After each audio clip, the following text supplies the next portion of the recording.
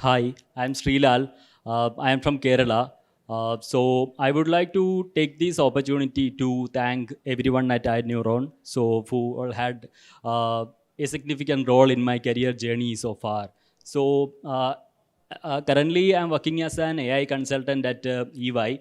If I talk a bit about my career journey so far, after my bachelor's, had to I wanted to pursue my career in AI industry. I pursued a postgraduate diploma in data analytics and machine learning as well.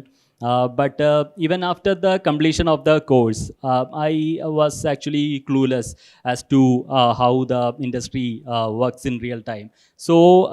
At that point, I came across iNeuron, and rest of the journey was seamless, I would say.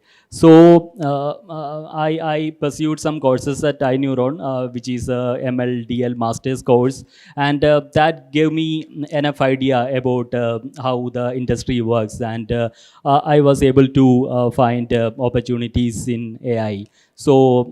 Really grateful for all the learnings I had at iNeuron. Thank you so much.